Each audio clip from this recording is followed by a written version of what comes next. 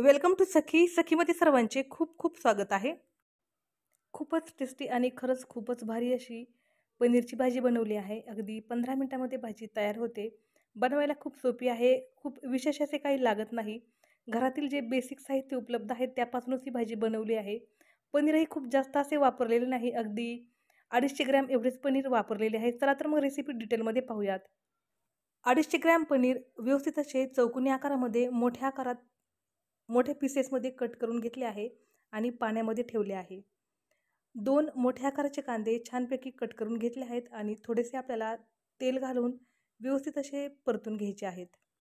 साधारणपणे 2 ते 3 मिनिट परतून घेतल्यानंतर कांदा छानपैकी थोडासा मऊ होतो.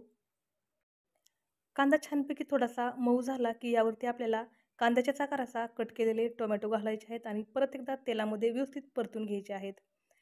हे सर्व पदार्थ परतत असताना गॅसची जी फ्लेम आहे ती मी मीडियम ठेवलेली आहे. खूप जास्त हाय फ्लेम ठेवलेली नाही.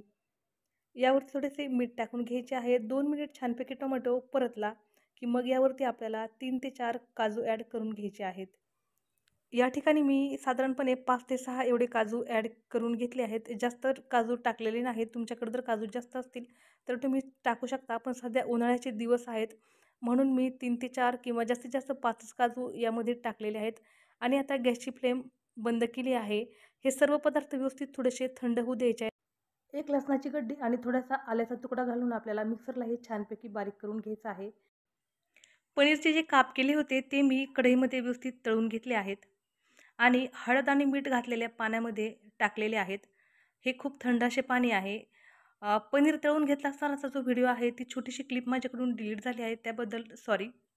कढईमध्ये तेल ॲड करून मी फक्त पनीर थोडेसे हलकेसे फ्राय करून घेतले आहे आणि या पातेल्यामध्ये टाकून घेतले आहे.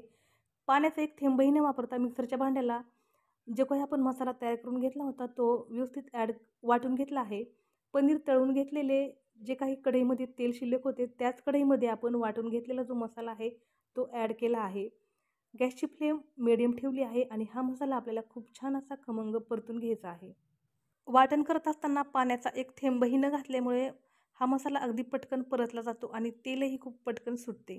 जसं जसं आपण मसाला परतत जातो तशी तशी मसाल्याची जी क्वांटिटी आहे ती आपल्याला कमी झाल्यासारखी वाटते. साधारणपणे 5 मिनिटानंतर सलग परतत असताना आपल्याला हा मसाला याप्रमाणे दिसतो. आता यामध्ये आपल्याला काही मसाले ॲड करायचे आहेत. सुक्या मसाल्यामध्ये मी घरातील कांदा लसूण मसाला, साठवणीतला मसाला आणि 1 चमचा हळद एवढे 3च बेसिक मसाले घेतले आहेत. खूप जास्त असा मसाल्यांचा पसारा मांडलेला नाही. यामध्ये अर्धा कप पाणी ॲड करून आपल्याला व्यवस्थित हे मसाले जे आहेत ते परतून घ्यायचे आहेत. जे आपण सुके मसाले टाकले ते जळू नये किंवा त्याची टेस्ट बदलू नये म्हणून आपण यामध्ये गरम पाणी घातले होते अर्धा कप एवढेच पाणी घातले आहे आणि व्यवस्थित आपल्याला हाही मसाला छानपैकी मिडियम गॅसवरती खमंग असा परतून घ्यायचा आहे. आता आपल्याला यामध्ये मीठही ॲड करायचे आहे. मीठ ॲड केले की मग आपल्याला एक छान असा परफेक्टली अंदाज येतो की आपली भाजी कशी होणार आहे किंवा जो आपल्याला वास येतो तो थोडासा चेंज झाल्यासारखा वाटतो. त्यावरूनही आपल्याला भाजीच्या टेस्टचा थोडासा अंदाज येतो. आता याही ठिकाणी खूप छान प्रकारे भाजीला तेल सुटायला लागले आहे. एक पेढ्याच्या आकाराचा जो खवा आहे तोही मी ॲड केला आहे. हा खवा टाकल्याने भाजी खूप टेस्टी अशी होते. आपण एक जो मोठा पेढा असतो त्या आकाराचा खवा म्हणजे साधारणपणे 25 ग्रॅम एवढा खवा मी यामध्ये ॲड केला आहे आणि परत एकदा सर्व पदार्थ व्यवस्थित हलवून घेत आहे. मस्त अशी ग्रेव्ही हलवून घेत असताना साधारणपणे 5 मिनिट झालेले आहेत आणि आता ग्रेव्हीला परत एकदा खूप छान असे तेल सुटले आहे. आता आपल्याला जेवढी भाजी करायची आहे तेवढं आपल्याला यावरती पाणी ॲड करायचं आहे. गॅसची जी फ्लेम आहे ती अतिशय लो करून ठेवायची आहे आणि साधारणपणे 2 ते 3 मिनिट छानपैकी एक उकळी काढून घ्यायची आहे. आता ग्रेव्हीचा रंग पूर्णपणे चेंज झालेला आहे. ग्रेव्हीला खूप छान असे तेल सुटले गेलेले आहे. आपण आता जे पनीर साईडला काढून ठेवले होते पाण्यामध्ये ते एक एक करून सर्व पनीरचे जे पीसेस आहेत ते यामध्ये ॲड करून घ्यायचे आहेत.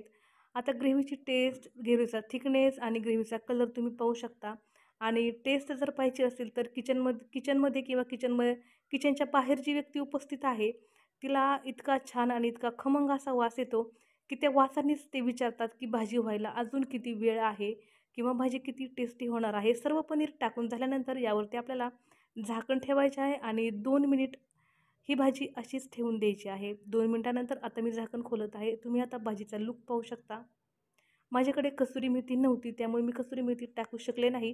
पण तरीही टेस्टमध्ये काहीही फरक वगैरे असा काही पडलेला नाही. आता सर्वांना प्रश्न असा पडतो, की ऐन वेळेला खवा कुठून आणायचा? तर आपल्या घरामध्ये अगदी 2 कप जरी दूध असेल, तरी भाजीमध्ये टाकण्यापुरता खवा आपल्याकडे होतोच. आणि ताज्या-ताज्या फ्रेश खवा जर आपण भाजीमध्ये घातला, तर भाजीला टेस्टही खरंच खूप खूप छान येते. अतिशय कमी मसाले वापरून आणि खूप टेस्टी, खूप खमंग अशी मी पनीरची भाजी बनवून घेतली आहे. अगदी हॉटेलमध्ये बनवतात त्याहीपेक्षा जास्त टेस्टी ही भाजी झालेली आहे. घरातील लहानांपासून मोठ्यांपर्यंत ही भाजी सर्वांना खूप खूप आवडते. नक्कीच याप्रमाणे एकदा पनीरची भाजी बनवून पहा. चॅनलवरती जर नवीन असाल तर कृपया चॅनलला सबस्क्राईब करा. चला तर मग परत भेटू.